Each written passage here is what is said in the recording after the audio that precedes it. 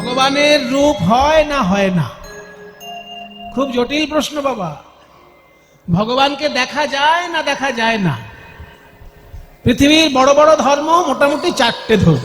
আমি বড় বলতে বোঝাচ্ছি জনসংখ্যা যে ধর্মে বেশি। সব ধর্মেরই নিজস্ব দর্শন আছে, নিজস্ব সাহিত্য আছে, নিজস্ব মূল্য আছে। সব ধর্মের সমান মূল্য ঈশ্বরের কাছে। ঈশ্বরের কাছে কোনো ধর্ম বড়, কোনো ধর্ম ছোট নয়। যেসব লোকেরা নিজের ধর্মকে শ্রেষ্ঠ করতে গিয়ে অন্য ধর্মকে অসম্মান করে, তারা বোকামি করে, তারা অন্যায় করে। ঈশ্বরের কাছে সব ধর্মই সমান। মনে করুন একটা বাবার 4টে যদি ছেলে থাকে, 4টে ছেলের মধ্যে একটা ছেলেকে যদি নিন্দে করেন আর একটা ছেলেকে প্রশংসা করেন, বাবার কি খুব ভালো লাগবে? বাবার তো 4টেই ছেলে। ঠিক তেমনি ঈশ্বরের চরণ পাওয়ার জন্য সব ধর্ম সৃষ্টি হয়েছে। সব ধর্মের নিজস্ব দর্শন আছে, নিজস্ব সাহিত্য আছে, নিজস্ব চিন্তা ভাবনা আছে, নিজস্ব আচার অনুষ্ঠান আছে। কাজে কেউ যদি নিজের ধর্মকে বড় করতে গিয়ে অন্য ধর্মকে ছোট করে, তার মতন বোকা, তার মতো বুদ্ধিহীন লোক পৃথিবীতে আর কেউ নেই। তাহলে যে এক ধর্মে বলে ভগবানকে দেখা যায়, আর একজন ধর্মে বলছে ভগবানকে দেখা যায় না। এক ধর্ম বলছে ভগবানের মূর্তি আছে, এক ধর্ম বলছে ভগবানের মূর্তি নাই। আমরা কোনটা মানব? আপনি যদি নিরপেক্ষ মানুষ হন, আপনাকে সবটা মানতে হবে। আর আপনি যদি ওই বুলি শেখানো লোক হন, তাহলে আপনি যে কোনো একটা মানবেন। নিরপেক্ষ লোক যে হবে, তাকে সবটা মানতে হবে। মনে করুন জল যখন ফ্রিজে রাখছেন, জল তখন বরফ হচ্ছে। আর ওই জলকেই যখন আপনি গরম করছেন, জল হয়ে যাচ্ছে ধোঁয়া। আর জল স্বাভাবিক অবস্থায় তরল থাকছে, তাই না? জলের 3টে রূপ। স্বাভাবিক অবস্থায় তরল, গরম করলে ধোঁয়া, আর ঠান্ডা করলে বরফ। কিন্তু আপনি যদি বলেন আমি ধোঁয়াটাকে মানি কিন্তু বরফটাকে মানি না, সেটা আপনার বোকামি, তাই না? আপনি নিরাকার ধোঁয়ারটাকে মানছেন, অথচ আকারযুক্ত বরফটাকে মানছেন না। জলেরই তো রূপ। জলই কখনো ধোঁয়া, জলই কখনো বরফ। যখন সেটা ধোঁয়া, তার আকার থাকছে না, আর যখন সেটা বরফ, তখন তার আকার থাকছে। তাহলে জল যখন ধোঁয়া হচ্ছে, সেটা তার নিরাকার রূপ। জল যখন বরফ হচ্ছে, সেটা তার মূর্তিমান রূপ, সাকার রূপ। আপনি বলছেন শুধু নিরাকার মানি, সাকার মানি না। তাহলে আপনি ধোঁয়াটাকে মানেন, বরফটাকে মানেন না। তাতে জলের কি যায় আসে? আপনার বোকামি প্রকাশ পায়। আপনি একটা বোকা, সেইটা প্রকাশ পায় যে আপনি জলের ধোঁয়াটাকে মানছেন কিন্তু জলের বরফটাকে মানছেন না। আপনি যদি নিরপেক্ষ মানুষ হন, আপনি যদি বিজ্ঞানের লোক হন, তাহলে আপনি ধোঁয়াটাকেও মানবেন, বরফটাকেও মানবেন, আবার তরল পদার্থটাকেও মানবেন। 3টেকেই মানবেন। ওই জন্য আমাদের শাস্ত্র বলছে যে কর্মযোগ জ্ঞান 3 সাধনের বসে, ব্রহ্ম আত্মা পরমাৎ ভগবান ত্রিবিধ প্রকাশ। যারা ভক্ত তাদের কাছে ভগবান মূর্তি ধারণ করে দেখা দেন, যারা যোগী তাদের কাছে ভগবান জ্যোতি স্বরূপে দেখা দেন, আবার যারা ব্রহ্মজ্ঞানী তাদের কাছে ভগবান নিরাকার ব্রহ্মরূপে ধরা দেন। 3 জনের কাছেই ভগবান ধরা দেন, তার 3টে রূপ। যেমন জল, ধোঁয়া আর বরফ, তেমনি পরমাত্মা, ব্রহ্ম এবং ভগবান। আপনি যদি একটা মানেন আর একটা না মানেন, সেটা আপনার বোকামি হতে পারে, ভগবানের তাতে কিছু যায় আসে না। ওই জন্য বাংলার কবি বলেছে, তুমি অরূপ না স্বরূপ, তুমি সগুণ না নির্গুণ, আমি ভেবে ভেবে অন্ত পাচ্ছি না। তুমি অরূপ স্বরূপ সগুণ নির্গুণ, দয়াল ভয়াল হরি হে। আমি কি বা বুঝি, আমি কি বা জানি, আমি কেন ভেবে মরি। অরূপ স্বরূপ সগুণ নির্গুণ, দয়াল ভয়াল হরি হে। আমি কি বা বুঝি, আমি কি বা জানি, আমি কেন ভেবে মরি। তুমি অরূপ না স্বরূপ, তোমার রূপ আছে না রূপ নেই। যখন ধোঁয়া, তখন তার কোনো রূপ নাই। কিন্তু যেই বরফ হয়ে গেল, অমনি আপনি তাতে যদি লাল দেন, তাহলে লাল আইসক্রিম, যদি নীল দেন, তাহলে নীল আইসক্রিম। যে রং দেবেন সেই রঙের আইসক্রিম হয়ে যায়। কি আইসক্রিমটা কি? জমানো জলটাই তো জমানো, দুধটাই তো জমানো। তাহলে যখনই ধোঁয়া হয়ে গেল তার কোনো রং থাকলো না। কিন্তু যেই সেটা আইসক্রিম হয়ে গেল অমনি নানান রঙের হতে পারে। তুমি অরূপ স্বরূপ সগুণ নির্গুণ দয়াল ভয়া। কখনো তুমি দয়াল গৌরাঙ্গ মহাপ্রভু রূপে তুমি যখন আসছো দয়াল, মেরেছ কলসির কানাতা বলে কি প্রেম দেব না, নিতাই চাঁদের বাণী, এটা দয়াল রূপ। বুদ্ধদেব অহিংসা পরম ধর্ম, দয়াল রূপ। কিন্তু নরসিংহ হিরণ্যকশিপুকে মেরে তার নারী ভুড়িগুলোকে নিয়ে গলায় মালার মতো করছে, ভয়াল রূপ। তুমিই দয়াল, আবার তুমি কখনো ভয়াল। দয়াল ভয়াল হরি হে, আমি কি বা বুঝি, আমি কি বা জানি, আমি কেন ভেবে মরি। স্বরূপ সগুণ নির্গুণ দয়াল ভয়াল হরি হে, আমি কি বা বুঝি, আমি কি বা জানি, আমি কেন ভেবে মরি।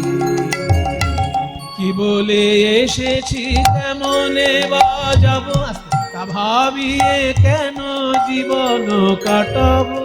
কি বলে এসেছি কেমনে বা যাব, তা ভাবিয়া কেন জীবন কাটাবো। তুমি আনিয়াছ তোমারেই পাবো, তাই শুধু মনে করি।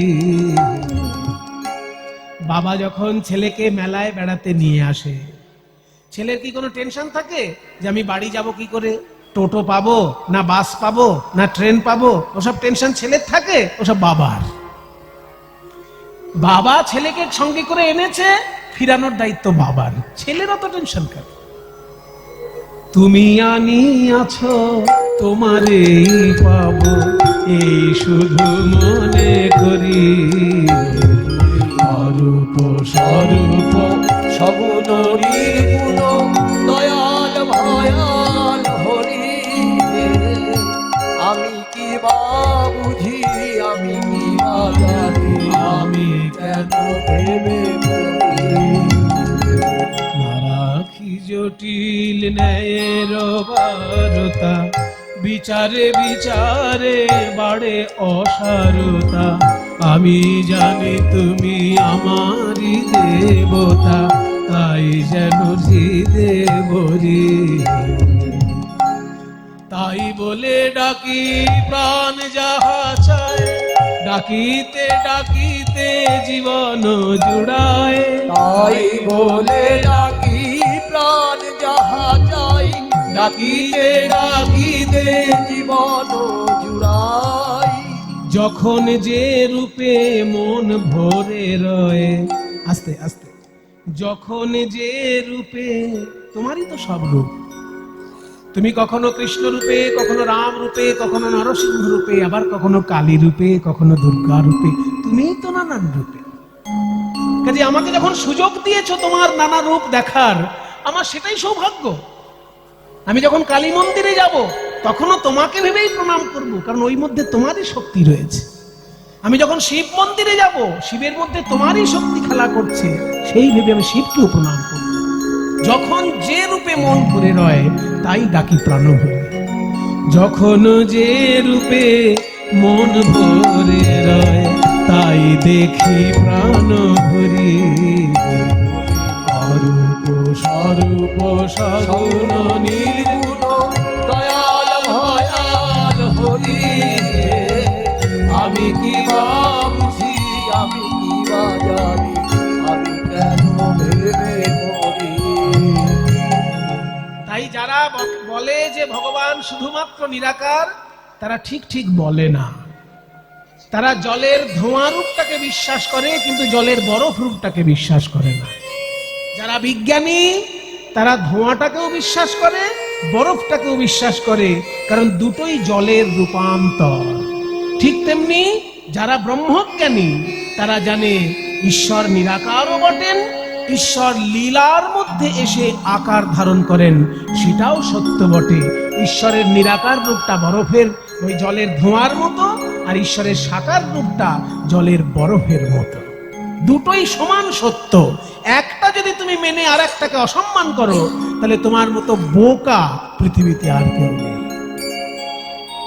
আজকে ভগবান শ্রীকৃষ্ণের রূপ দর্শন করে রাধারানী বলছেন, শ্রীকৃষ্ণের মুখমণ্ডলটা কেমন জানিস? ও মুখমণ্ডল জিতি শারদ সুধা করো। এই যে গানটা গাইলাম, কি সুন্দর কথাগুলো বাবা। কীর্তন গানের এটাই তো আনন্দ, তালের মধ্যে ভাবের কথার এত মাখামাখি যে এই গানের দ্বিতীয় কোনো রূপ হতেই পারে না। ওই যে কথাটা দেখুন, অমুখ মণ্ডল, মূল গান হচ্ছে অমুখ মণ্ডল জিতি শারদ সুধা করো, আর সেই গানটার মধ্যে ভাবের কথাগুলো কি সুন্দর শিকলের মতো সাজানো, ওই জন্য নাম শিকলি। এই গো সখী সেজে আমার আমার, সে গোবিন্দ যে আমার আমার, আর কারো নয় আমার আমার, আমার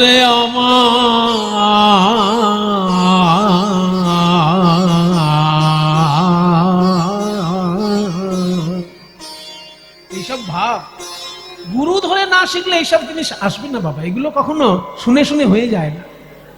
আমার পরম সৌভাগ্য, এই গান আমি যার কাছে শিখেছিলাম তিনি শ্রী নীলমণি দাস মহাশয়। এই মুর্শিদাবাদের বড় বিখ্যাত গায়ক ছিলেন যামিনী মুখোপাধ্যায়। ওই যামিনী মুখার্জির দোহার ছিলেন নীলমণি দাস, তিনি এই গানটি আমাকে শিখিয়েছেন। এই যে কথা, কথার সঙ্গে যে সুর, তার সঙ্গে ভাব, এগুলো অন্য কোনো গানে এত আন্তরিকতার সঙ্গে বলা হয় বলে আমার মনে হয় না। সে গোবিন্দ যে আমার আমার, আর কারো নয় আমার আমার, আমার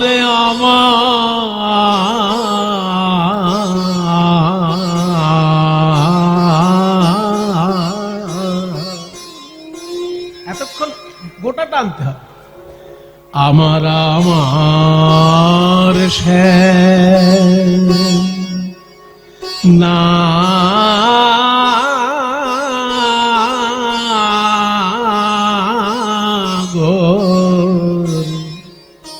শ্যাম নাগরের গো ও মুখমণ্ডল।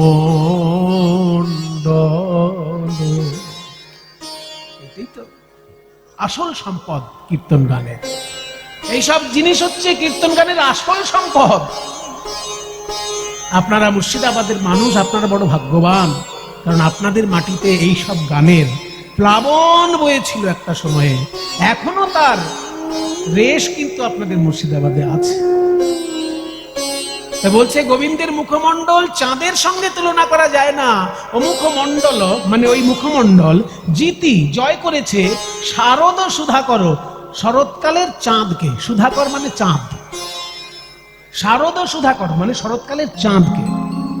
মানে 6টা ঋতুর মধ্যে শরৎকালের নাম হলো কেন? বর্ষাকালে চাঁদ ওঠে না? গ্রীষ্মকালে চাঁদ ওঠে না? বলে চাঁদ ওঠে সব ঋতুতে, কিন্তু সব থেকে সুন্দর দেখায় শরৎকালে।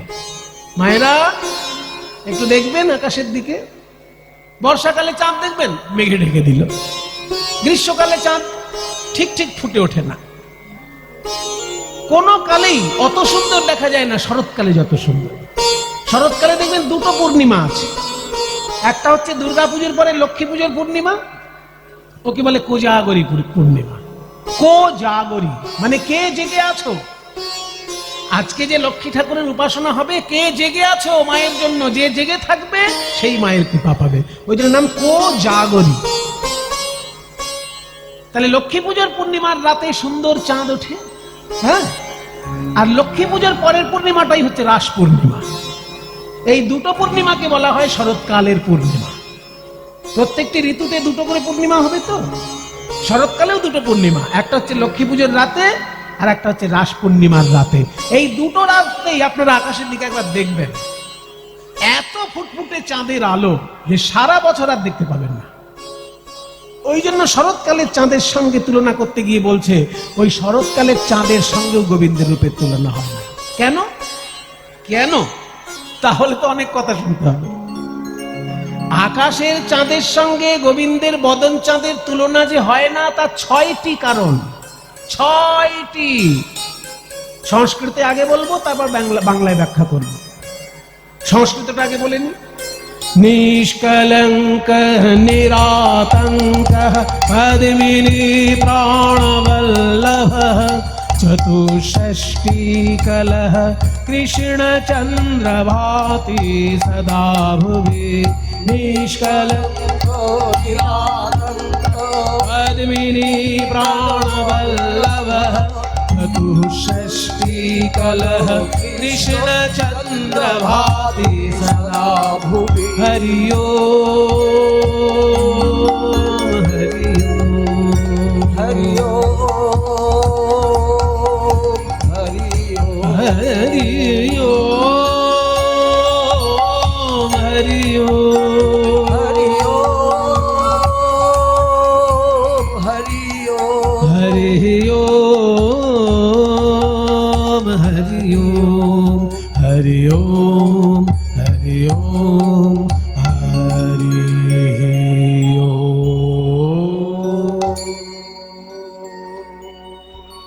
ছয়টি পার্থক্য আকাশের চাঁদের সঙ্গে কৃষ্ণের বদন চাঁদ।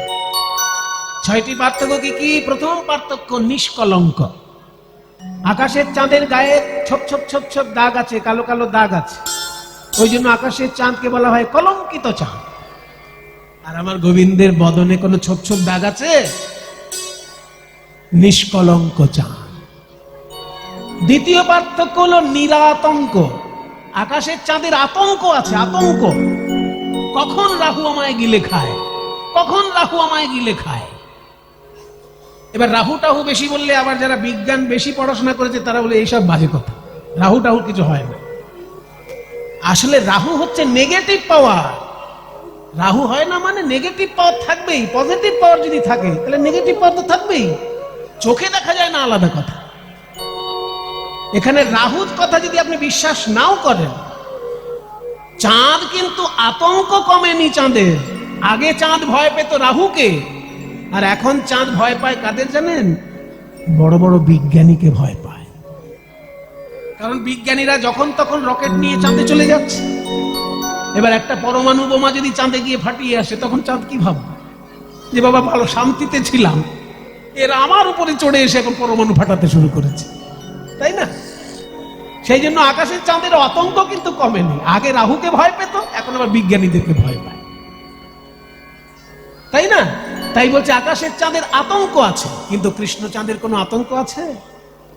কৃষ্ণ চাঁদ যতদিন বৃন্দাবনে লীলা করেছেন, ছোটবেলা থেকে অসুর মারতে মারতে সারা জীবন অন্যায়ের বিরুদ্ধে লড়াই করেছে। ছোটবেলা থেকে অঘাসুর, বকাসুর, শকটাসুর, তৃণাবর্তাসুর, পুতনাবধ, কালীয় দমন, শুধু অসুর নাশ। আর তারপর যখন বড় হলো, বৃন্দাবন ছেড়ে যখন দ্বারকায়, যখন মথুরায় গেল, সেখানে আবার রাজনীতিতে জড়িয়ে পড়ল। সারা ভারতের রাজনীতিতে জড়িয়ে পড়ল। ভারতবর্ষের অসুস্থ রাজনীতিকে সুস্থ করে তবে শান্তিতে নিঃশ্বাস নিয়েছে গোবিন্দ। দ্বারকায় গিয়ে আরাম করেছে। যতদিন না অসুস্থ রাজনীতি সুস্থ হয়েছে ভারতের, ততদিন তিনি রাজনীতি ছেড়ে যান। যেই অসুস্থ রাজনীতিকে সুস্থ করলেন, তারপর দ্বারকায় গিয়ে বাড়ি বানিয়ে আরাম করে জীবনটা কাটান। তাহলে তিনি অন্যায়ের বিরুদ্ধে সারাক্ষণ লড়াই করার লীলা করেছেন, ওই জন্য নিরাতঙ্ক। দ্বিতীয় পার্থক্য গেল। তৃতীয় পার্থক্য কি? নিষ্কলঙ্ক নিরাতঙ্ক। পদ্মিনী প্রাণবল্লভ। আকাশের চাঁদ আকাশে থাকে, কিন্তু তার একটা প্রিয়া ফুল রূপে পৃথিবীতে থাকে। সেই ফুলটার নাম হচ্ছে শালুক ফুল। চাঁদ উঠলে শালুক ফুল ফোটে, তাই শালুক ফুলকে চাঁদের প্রিয়া বলা হয়। ওই জন্য কুমুদ বন্ধু, চাঁদের এক নাম কুমুদ রঞ্জন, আছে না নাম? কুমুদ রঞ্জন মল্লিক। তাহলে কুমুদ মানে শালুক ফুল, তার প্রিয়তম হচ্ছে চাঁদ। আকাশে সূর্য উঠলে পদ্ম ফুল ফোটে, আর আকাশে চাঁদ উঠলে শালুক ফুল ফোটে। কিন্তু মজার ব্যাপার, কৃষ্ণের বদন চাঁদ উদিত হলে আমার রাই কমলিনী উল্লসিত হয়। এখানে উল্টো, আকাশে চাঁদ উঠলে শালুক ফুল ফোটে, পদ্ম ফুল বুঝে যায়, ফোটে না। কিন্তু কৃষ্ণের বদন চাঁদ উদিত হলে আমার রাই কমলিনী উল্লসিত হয়ে ওঠেন, রায়ের নয়ন কমল উন্মিলিত হয়। তাই পদ্মিনীর প্রাণবল্লভ, পদ্মিনীর প্রাণবল্লভ তৃতীয় পার্থক্য। পার্থক্য কি না, আকাশের চাঁদ হচ্ছে 16 কলায় পরিপূর্ণ। অমাবস্যার পরের দিন থেকে চাঁদের 1 কলা করে প্রতিদিন প্রকাশ পায়। অমাবস্যার পরের দিন প্রতিপদ বলা হয়, প্রথমা বলা হয় না, প্রতিপদ বলা হয়। দ্বিতীয় দিনকে দ্বিতীয়া বলা হয়, তৃতীয় দিন বলা হয় তৃতীয়া। এরকম প্রতিপদ, দ্বিতীয়া, তৃতীয়া, চতুর্থী, পঞ্চমী, ষষ্ঠী, সপ্তমী, অষ্টমী, নবমী, দশমী, একাদশী, দ্বাদশী, ত্রয়োদশী, চতুর্দশী, তারপর পূর্ণিমা। পূর্ণিমা পর্যন্ত 15 দিনে 15 কলা চাঁদ প্রকাশ হয়। তাহলে 16 কলায় পরিপূর্ণ হলো কি করে? আকাশের চাঁদে রয়েছে 15 কলা, আর 1 কলা চাঁদ রয়েছে শিবের জটায়। ওই শিবের জটায় 1 কলা চাঁদ, আর আকাশের চাঁদে 15 কলা, এই দুটো মিলে 16 কলায় পরিপূর্ণ চাঁদ। তাহলে 16 কলায় পরিপূর্ণ চাঁদ। আর কৃষ্ণচন্দ্র চতুষ্ষষ্টি কলহ, 64 কলায় পরিপূর্ণ কৃষ্ণ চাঁদ। 64 গুণে গুণান্বিত শ্রীকৃষ্ণ, সেই জন্য 64 কলায় পরিপূর্ণ শ্রীকৃষ্ণ। একটা মানুষের কয়টি গুণ হতে পারে? একটা মানুষের গুণ একাধিক হতেই পারে। ভালো গান করে, ভালো নাচ করে, ভালো পড়াশোনা করে, ভালো কাজ করে।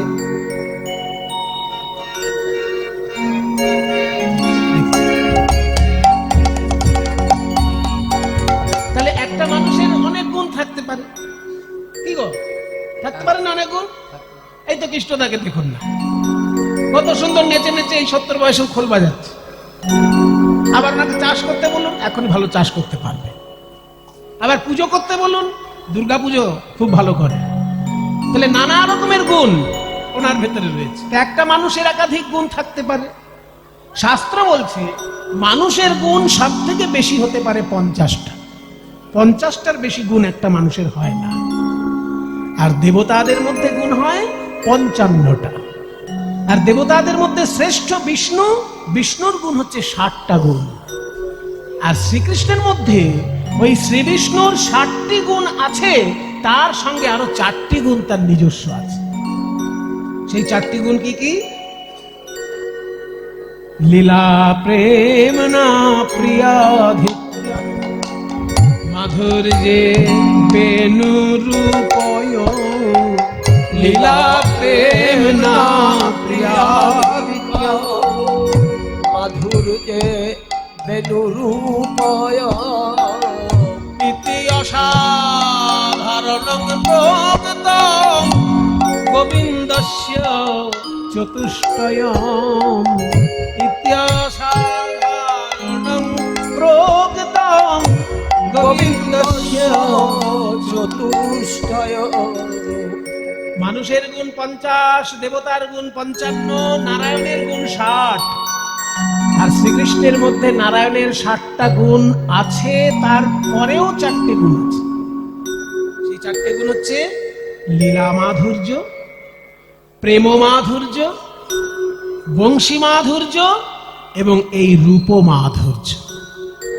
ওনার মতো লীলা কেউ করতে পারবে না। গিরি গোবর্ধন ধারণ কেউ পারবে? গিরি গোবর্ধন ধারণটা কেউ পারবে কি উনি ছাড়া? কাজে ওনার মতো লীলা কেউ করতে পারবে না। ওনার মতন প্রেম কারোর নাই। ওনার মতন বাঁশি বাজানোর ক্ষমতা কারোর নাই। আসুদা কিছু মনে করবেন না, আপনি খুব ভালো বাঁশি বাজাচ্ছেন, কিন্তু ওনার সঙ্গে যদি তুলনা করেন তাহলে মহা মুশকিল। কারণ উনি যখন বাঁশি বাজান তখন কি হয়? প্রথম রন্ধ্রের গুণে ব্রহ্মার ভাঙিল ধ্যানে, প্রথম রন্ধ্রের গুণে ব্রহ্মার ভাঙিল ধ্যানে, দ্বিতীয়তে যমুনায় যায়,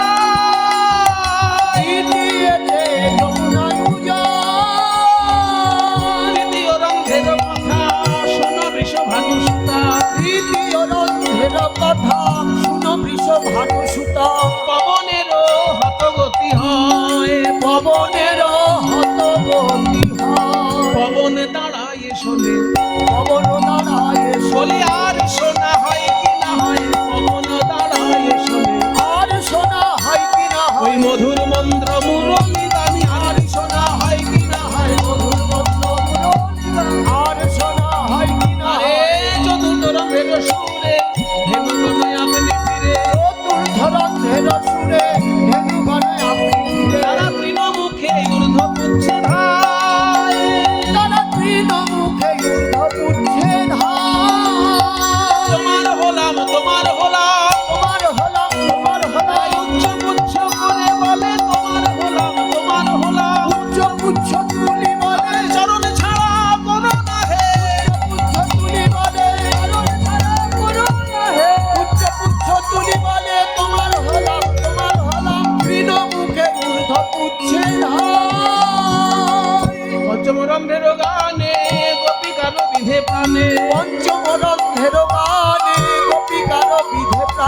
তারাই আলু থালু পাগলিনী ধায়, আলু থালু আলু খালু পাগলিনী ধায়।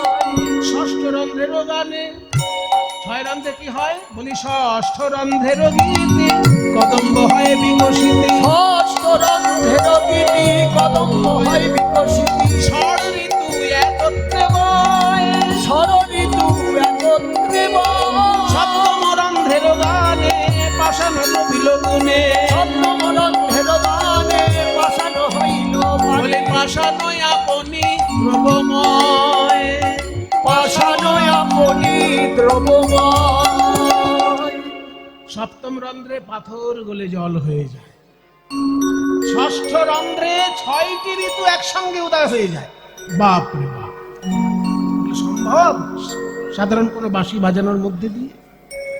ওনার বাঁশি বাজানোটা এমন যে ষষ্ঠ রন্ধ্র যখন বাজবে 6 ঋতু একসঙ্গে উদয় হয়ে যাবে, মানে কদম ফুলও ফুটবে আবার আম কাঁঠালও ফুটবে। কদম ফুল যখন ফোটে, বর্ষাকালে কদম ফুল ফোটে, তার সঙ্গে আম কাঁঠালও প্রকাশ পায় সব। আবার বসন্তকালে মালতী ফুলও ফুটে। মালতী ফুল তো ওই সময় ফোটার কথা নয়, বর্ষাকালে ফোটার কথা, কিন্তু মালতী ফুলও ফুটে বসে থাকে। 6 ঋতু একসঙ্গে প্রকাশিত হয় বাঁশি বাজলে। কাজে ওনার মতো বাঁশি বাজানো কারোর দ্বারা সম্ভব নয়। এটা গেল কত নম্বর?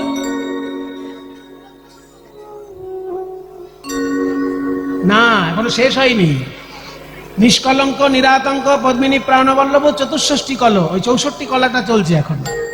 64 গুণের মধ্যে 60খানা গুণ নারায়ণের, আর 61 নাম্বার গুণ হচ্ছে লীলা মাধুর্য, 62 গুণ হচ্ছে প্রেম মাধুর্য, 63 নাম্বার গুণ হচ্ছে বংশী মাধুর্য, আর 64 নাম্বার গুণ যেটা, সেটা হচ্ছে রূপ ও মাধুর্য। তাই ওনার মতো রূপ আর কারোর হয় না। 64 কলায় কৃষ্ণ, 16 কলায় চাঁদ। চাঁদের সঙ্গে তুলনা হলো না, তাহলে চাঁদের সঙ্গে যে তুলনা হলো না, 4টে কারণ হলো, আরো 2টো বাকি আছে। আর 2টো কি কি বলছে? কৃষ্ণচন্দ্র ভাতি সদা, সদা মানে সব সময়। আকাশের চাঁদ সব সময় দেখা যায় না বাবা। আকাশের চাঁদ অমাবস্যার দিন দেখতে পাবেন না, মেঘলা আকাশ থাকলে দেখতে পাবেন না, কুয়াশা থাকলে দেখতে পাবেন না, সবসময় চাঁদ দেখা যাবে। কিন্তু কৃষ্ণ চাঁদ ভক্তের হৃদয়ে উদিত হলে দিবানিশি উজ্জ্বল হয়ে প্রকাশ পায়। আর ষষ্ঠ পার্থক্য কি না, কৃষ্ণচন্দ্র ভাতি সদা ভুবি। ভুবি মানে এই ভূলোকে। আকাশের চাঁদকে দেখতে গেলে, ছুতে গেলে আকাশে যেতে হবে, কিন্তু রাধারানী বলছেন আমি যদি কৃষ্ণ চাঁদকে দেখতে চাই, ছুতে চাই, তাহলে এই যমুনার তীরে গেলেই হবে, ভূলোকে প্রকাশ পাচ্ছে। তাই 6টি পার্থক্য আকাশের চাঁদের সঙ্গে কৃষ্ণ চাঁদের। অমুখ মন্ডল যদি শারদ সুধা করো তনুরুচি তরুণ তমাল। অঙ্গটা দেখে মনে হচ্ছে তমাল গাছ, আর বদনটি দেখে মনে হচ্ছে চাঁদ। হঠাৎ থেকে মনে হচ্ছে তমাল গাছে যেন চাঁদ ফুলেছে। তারপর কি দেখি? তারপর কি দেখলাম? চূড়ায় দেখলাম কি জানিস? সুন্দর একটি ময়ূরের পালক। আরে কি বাচু, মধ্যম বীর বিক্রম তার চূড়ে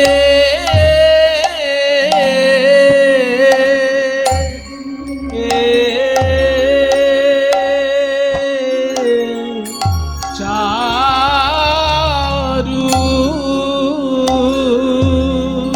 আরে কি বাচু, চূড়ে চারু, চূড়ে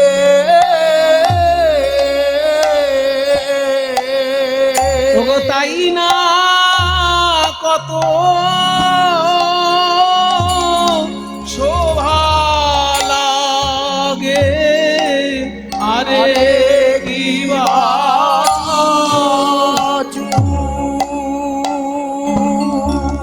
চূড়ে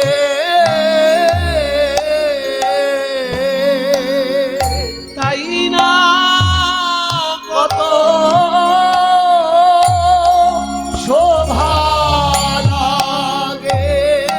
চূড়ার উপর ময়ূর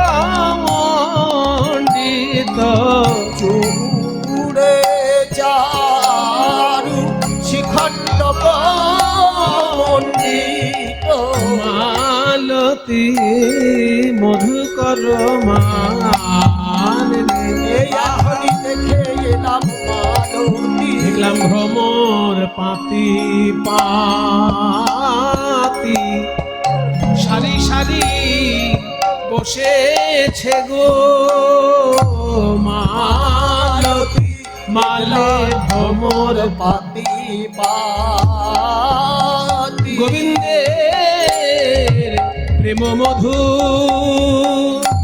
পিবে বলে তারা প্রেমানন্দে গুন গুন করে প্রেম মধু পিবে বলে প্রেমানন্দে গুন গুন করে প্রেম মধু পিবে বলে প্রেমানন্দে গুন করে প্রেম মধু শিবে বলে প্রেমানন্দে গুন করে প্রেম মধু পিবে বলে ভ্রমর ঝাঁকে ঝাঁকে ঝাঁকে বসেছে গো মালতী মধু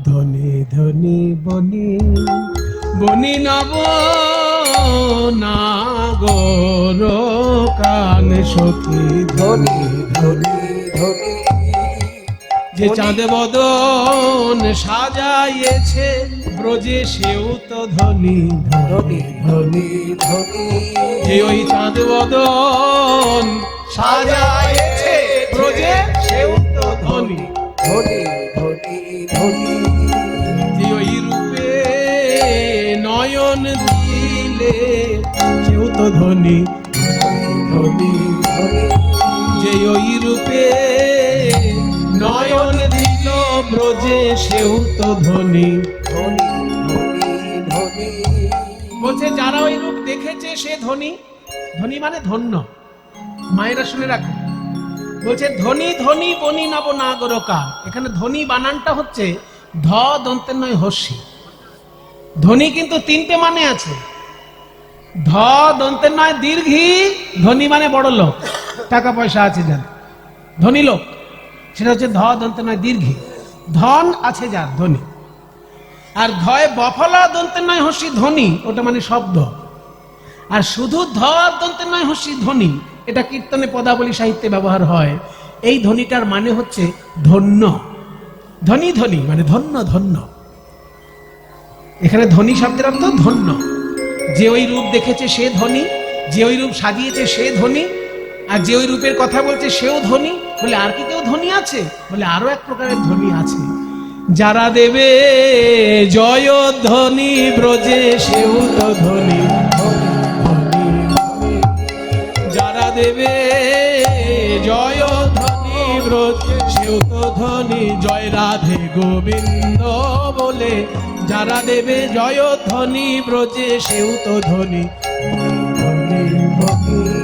কারণ নাম ফাটে কখন ও মায়েরা কারোর নাম ফাটে কখন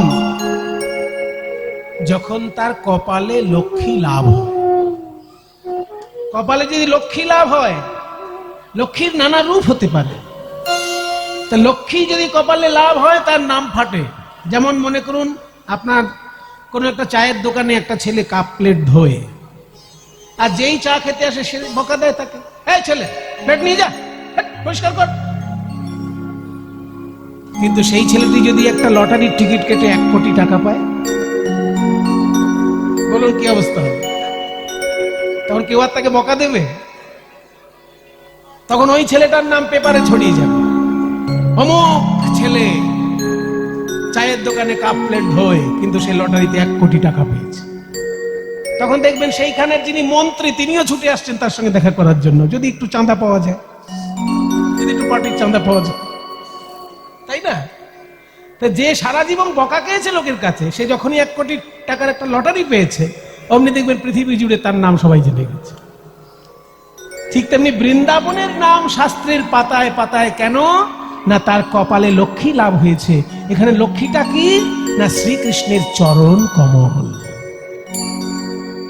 দেবকী সুত পদাম্বুজ লব্ধ লক্ষ্মী।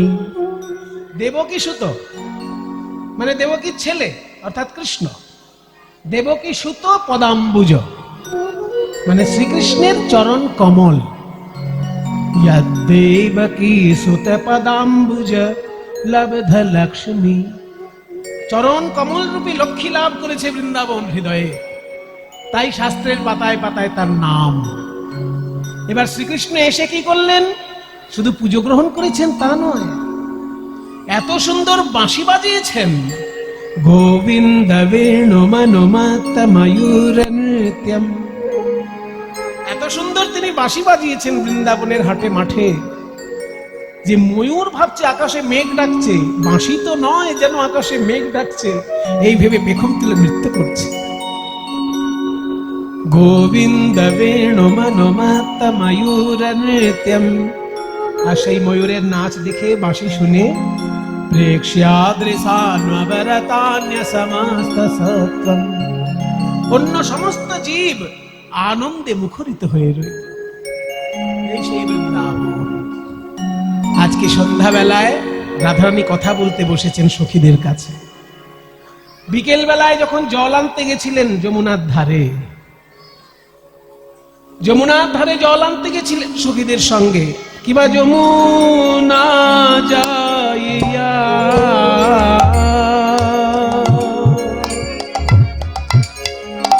শ্যামের দেখিয়া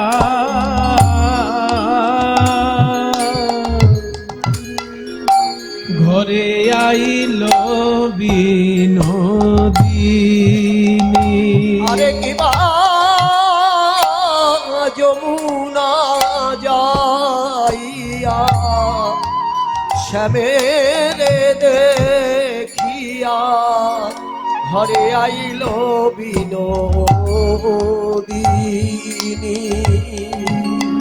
এবার বিরলে বসিয়া কাঁদিয়া কাঁদিয়া, ওই বিরলে বসিয়া কাঁদিয়া কাঁদিয়া হেয়ায় শ্যামরূপ খানি। ওই বিরলে বসিয়া রাধে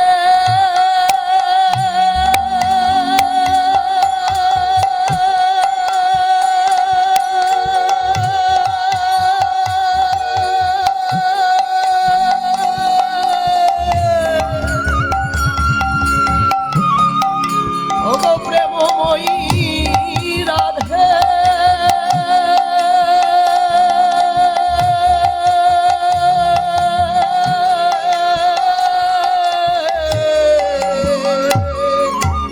ওই বিরলে বসিয়া কাঁদিয়া কাঁদিয়া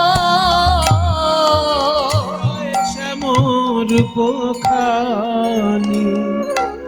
আজ হেন কালে তথা আইলা ললিতা রাই দেখিবার তরে। আজ হেন কালে তথা আইলা ললিতা রাই দেখিবার তরে। বলে কি লাগিয়া ধনী এমন হইলে, ওগো রাধে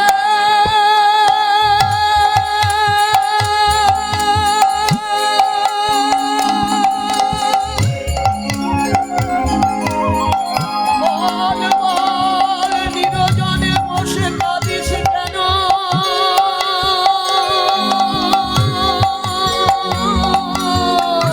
বল রাধে বল। একবারে রাধে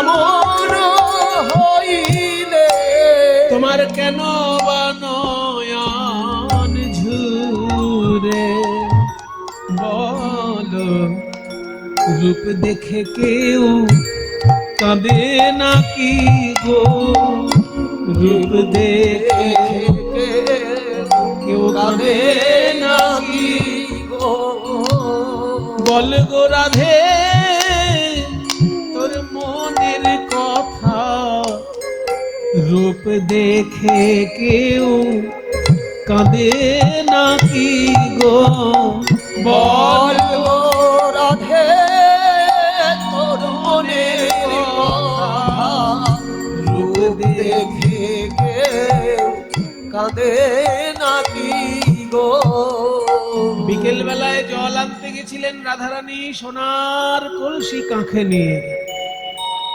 আর ওই সোনার কলসি কাঁখে নিয়ে যখন কেউ জল ভরে বাবা, এখনকার দিনে এই দৃশ্যগুলো তো আর দেখা যায় না, আগে ছিল। সোনার কলসি কাঁখে নিয়ে যদি কেউ জল ভরে, দেখবেন জলটা ভরার সময় ওই কলসিটা একটু জলের উপর ঘুরায়। যায়নি তাই একজন দুজন আসরে আসছেন কিছু দান দক্ষিণা দেওয়ার জন্য, সেইটা আপনারা দয়া করে করবেন না। আমি আপনাদের সকলের কাছে অনুরোধ করছি, এই কীর্তন কমিটির ভক্তবৃন্দ ভিক্ষার থালা নিয়ে আপনাদের কাছে যাবে, যে যেমন পারবেন গোবিন্দ সেবার জন্য সেই থালার উপরে আপনারা কীর্তন কমিটির উদ্দেশ্যে যে যেমন পারেন প্রাণ ভরে দান করবেন। ওনারা যাচ্ছেন থালা নিয়ে, আপনারা সেই থালায় গোবিন্দ সেবার জন্য যে যেমন পারেন, এই বৃন্দাবন চন্দ্রের সেবার জন্য যে যেমন পারবেন দান করবেন। নিতাই গৌর প্রেমানন্দে হরি গৌর। সোনার কলসি, ওই সোনার কলসিটা পরিষ্কার জল নেবে বলে এরকম ঘুরিয়ে যখনই ডুবাতে গেছে, এদিক ওদিক তাকাচ্ছে, আমি তো কুলো কামিনী, আমাকে কেউ দেখছে না তো আড়াল থেকে। এই ভেবে রাধারানী যখন সোনার কলসিটায় জল ভরছেন, এদিক ওদিক দেখতে গিয়ে ওই কদম তলায় দাঁড়িয়েছিলেন বিশ্ব ব্রহ্মাণ্ডের শ্রেষ্ঠ রূপের ডালে নিয়ে প্রাণ গোবিন্দ।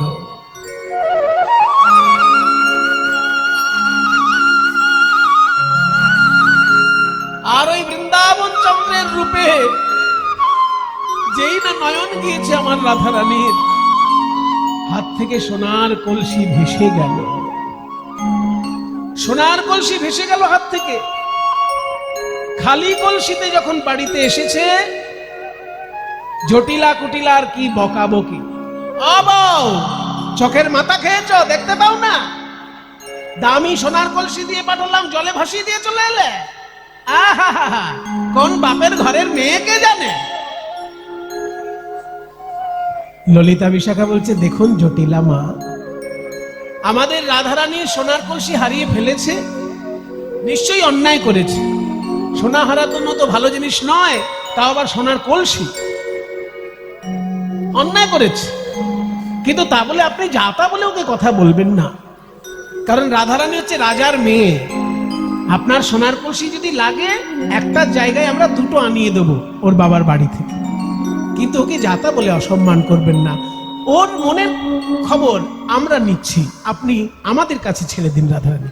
হ্যাঁ হ্যাঁ তাই করো, ওই রাজকন্যাকে তোমরাই সামলাও, সোনার কলসি হারিয়ে এসেছে, পোড়াবো কি?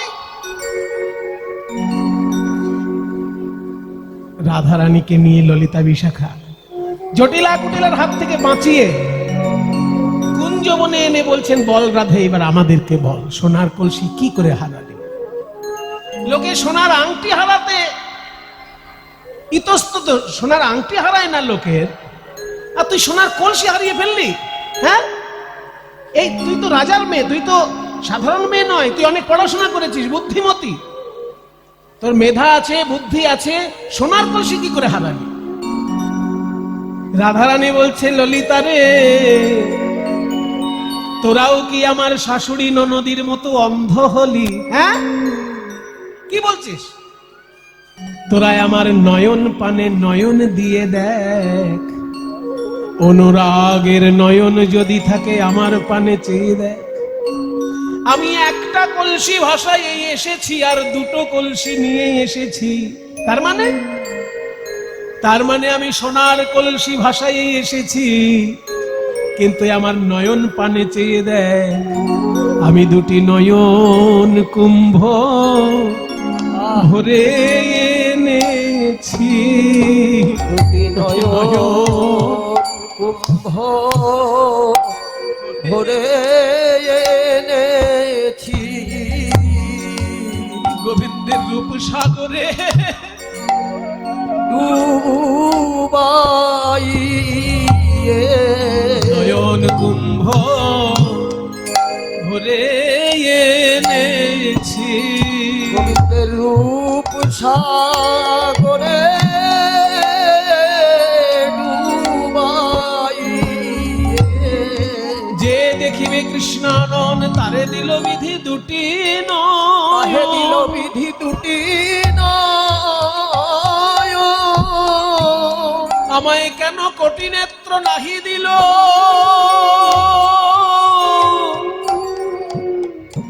আমায় কেন কোটি নেত্র নাহি দিল? সবে দিল দুই, আর তাহাতে নিমেষ পক্ষ কি দেখিব মুই। কোটি নেত্র নাহি দিল, শুধু দিল দুই, তাহাতে নিমেষ পক্ষ কৃষ্ণ কি দেখি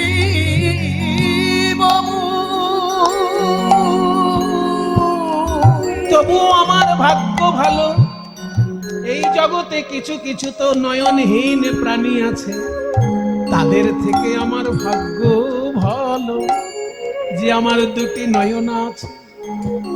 সেই নয়নে আমি যা দেখেছি, যেমন দেখেছি তেমন তো বলা হবে না, কারণ দেখেছে দুটি নয়ন আর বলবে এই বদন। একের দেখা আর অন্যের বলা, সে বলা তো যথাযথ বলা নয়।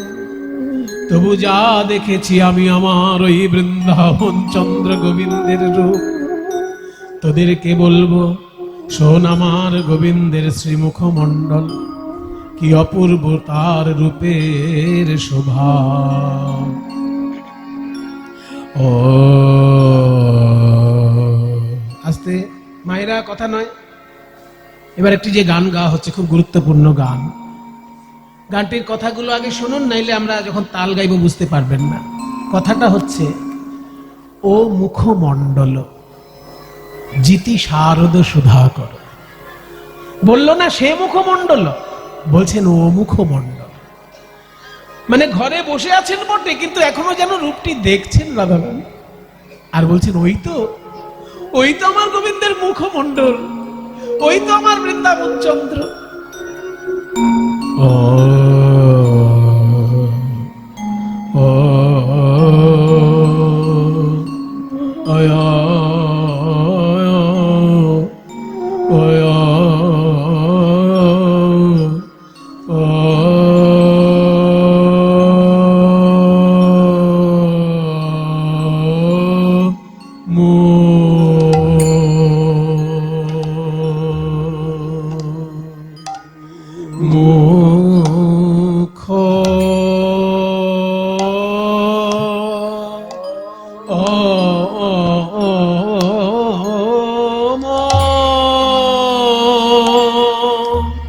মুখ ও মুখমণ্ডল,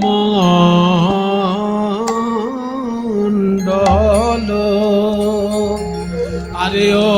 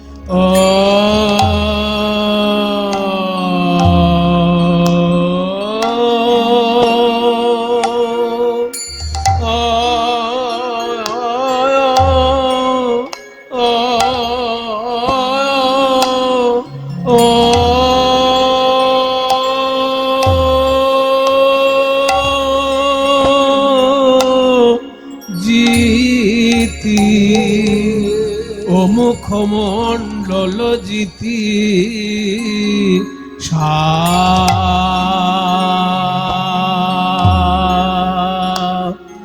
আর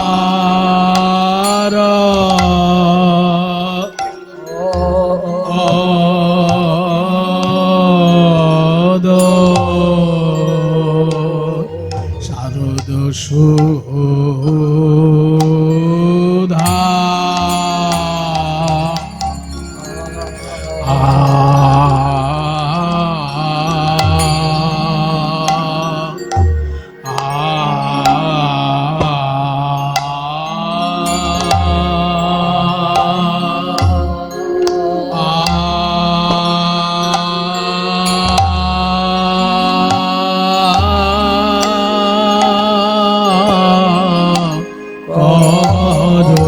আরে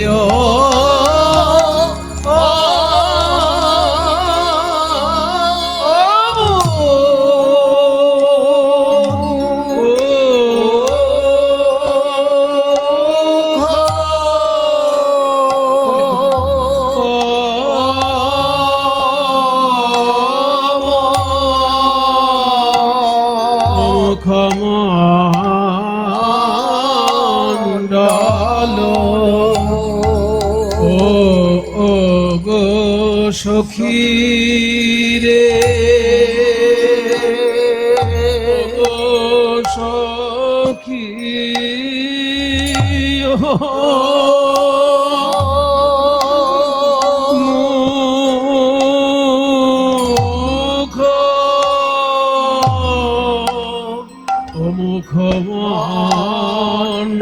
মুখমণ্ডল এই গো সখী সেজি আস্তে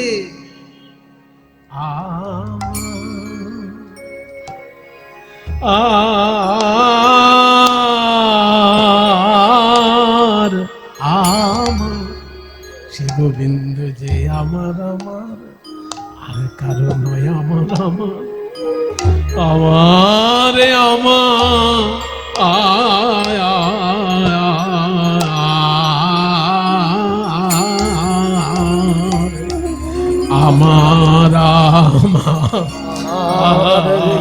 আমার সে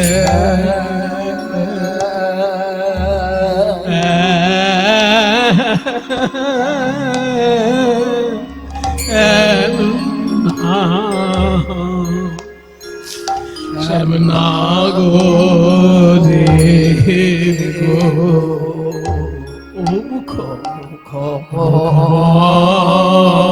মুখমণ্ডল এই গো সখী সে আমার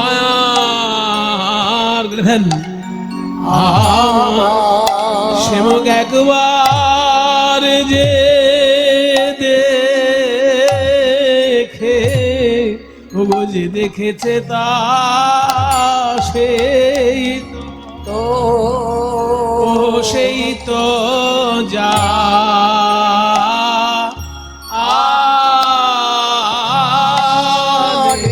আমার বৃন্দাবন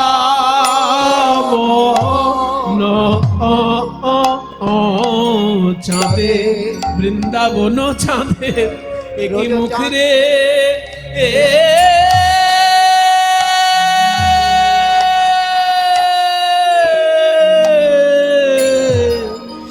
একবার যে দেখেছে তা সেই তো যা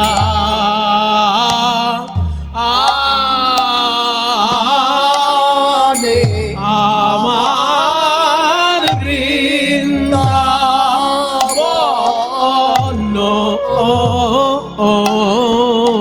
চাঁদে বৃন্দাবন চাঁদে একই মুখ রে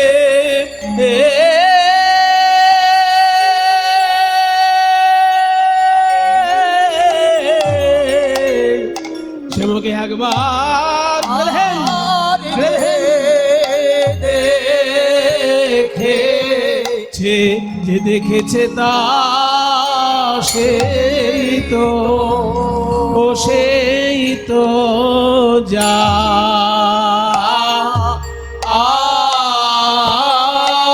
আনে।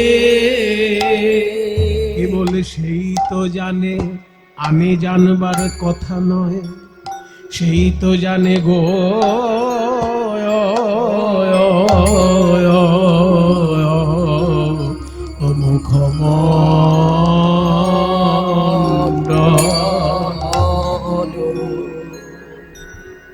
মুখমণ্ডল জিতি শারদ সুধাকর তনুরুচি তরুণ তমাল।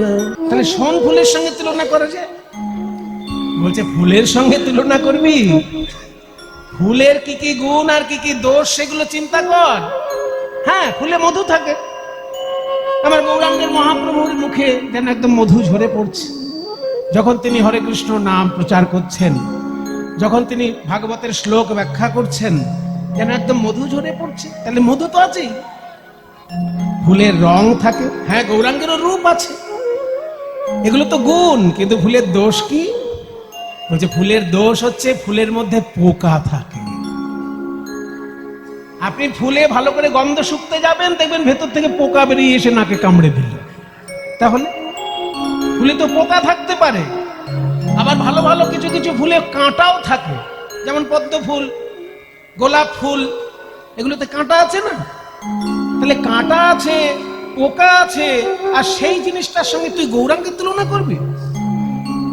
বরং আমি জোর করে বলতে পারি, কারোর মন ফুলে যদি 5টি কাঁটা থাকে আর 6টি পোকা থাকে, আমাদের মনটাও একটা ফুল বাবা।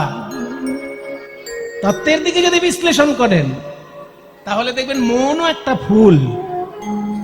আসলে পুজো করতে গেলে 5টা জিনিস মিনিমাম লাগে। যে কোনো ঠাকুর মশাই আপনার আশেপাশে থাকলে জিজ্ঞেস করে নেবেন। ঠাকুর মশাইরা যখন পুজো করেন, যজমানের অবস্থা বুঝে পুজো করেন, যজমানের পরিস্থিতি কেমন। যজমান যদি বড় লোক হয় বা যজমান যদি ভালো উপকরণ জোগাড় করতে পারে, তাহলে ষোড়শোপচারে পুজো হয়। ষোড়শোপচারে পুজো হয়। আসনং স্বাগতং পাদ্যম ঘমাচমনীয়কম মধুবর্কাচম স্নান বসনাভরণানি চ গন্ধ পুষ্পে ধূপ দীপ নৈবেদ্যং বন্দনং তথা। এই 16টা হচ্ছে উপকরণ। প্রথমে আসন দিতে হয় দেবতাকে। আসন মানে রূপোর পিঁড়ি, রজতা আসন, যদি যজমানের অবস্থা ভালো থাকে। কিন্তু গরিব যজমানের ব্যবস্থা আছে, এমন নয় যে গরিব হলে যে পুজো করতে পারবে না, তা নয়। বড় লোকের জন্য বড় লোকের ব্যবস্থা আছে, গরিবের জন্য ব্যবস্থা আছে। যেমন ইন্ডিয়ান রেল সার্ভিসের মধ্যে, রেলে যেমন ওঠেন আপনি এসি, ফার্স্ট ক্লাস এসি নিতে পারেন। ফার্স্ট ক্লাস এসি পেলে পুরো দিকটাই আপনার হয়ে গেল। আর যদি জেনারেল টিকিট কাটেন, আপনি পৌঁছে যাবেন দিল্লি, একটু ঠেলাঠেলি করে, হ্যাঁ একটু ঠাসাঠাসি করে বসে যেতে হবে। রেলে যেমন ফার্স্ট ক্লাস এসি টিকিটও আছে, আবার জেনারেলও আছে, তেমনি উপাসনা শাস্ত্রে সব রকম ব্যবস্থা আছে। 16টা উপকরণ হচ্ছে কি? প্রথমে আসন, তারপর স্বাগত, আসনম স্বাগতং পাদ্যম, মানে পা ধোয়ার জল। দেবতাজি আসলেন, তার পা ধোয়ার জল দেওয়া। আসনং স্বাগতং পাদ্যম। তারপর অর্ঘ্যম, একটা ফুলের, যেমন অতিথি আসলে আমরা একটা ফুলের স্তবক হাতে দিই না? যদি কোনো বড় মন্ত্রী আসে, কোনো বড় নেতা আসে, তখন আপনারা পাড়ার লোক থেকে তাকে একটা ফুলের স্তবক দেন। কোনো গুণী লোক এলো আপনাদের পাড়ায়, তাকে একটা ফুলের স্তবক দেন। সেই রকম দেবতাকে যে অর্ঘ্যটা দেওয়া হয়, রূপ দুর্ব দিয়ে সাজিয়ে একটা অর্ঘ্য দেবতার উদ্দেশ্যে তৈরি করা হয়। তাহলে আসনম স্বাগতং পাদ্যম অর্ঘ্যম। তারপর হচ্ছে আচমনীয়কম, মুখ ধোয়ার জন্য জল দেওয়া হয়। তারপর মধুপর্ক। মধুপর্ক মানে 1 বাটি মধু দেবতার উদ্দেশ্যে দেওয়া হয়। যেমন কোনো অতিথি আসলে আগেই তাকে পেট ভর্তি ভাত দেওয়া হয় না, একটা মিষ্টির প্লেট তাকে আগে দেওয়া হয়। সেই রকম দেবতার উদ্দেশ্যে আগে একটা মধুর বাটি দেওয়া হয়, সেটাকে বলে মধুপর্ক। তারপর মধুটা যেহেতু পান করলেন, আবার মুখ ধুতে হবে। সেই আবার মুখ ধোয়ার জন্য যে জলটা দেওয়া হয় তাকে বললে পুনরাচমনীয়োদকম। পুনরাচমনীয়োদক, আবার মুখ ধোয়ার জন্য জল, সেটা উপকরণের মধ্যে পড়ে। তাহলে আসনম স্বাগতং পাদ্যম অর্ঘ্যম আচমনীয়কম মধুপর্ক আচম। এইবার স্নান। স্নানের উপকরণগুলো দিতে হয়। স্নান সব থেকে ভালো হয় দুর্গা পুজোয়। অন্য পুজোয় অতটা বড় করে স্নান দেখা যায় না, কিন্তু দুর্গা পুজোয় খুব স্নানের একটা বড় অংশ থাকে আর কি। তাহলে তারপরে স্নানের জন্য জল দেওয়া হলো, স্নান। তারপর বসনাভরণা আসনম স্বাগতম পাদ্যম অর্ঘ্যম আচমনীয়কম মধুপর্কাচম স্নান বসনাভরণানিচ। এরপর বস্ত্র দেওয়া হবে, তারপর অলংকার দেওয়া হবে। বস্ত্র, তারপর অলংকার, বসনাভরণানিচ। এরপর গন্ধ, পুষ্প, ধূপ, দীপ, নৈবেদ্য, এই পাঁচটা।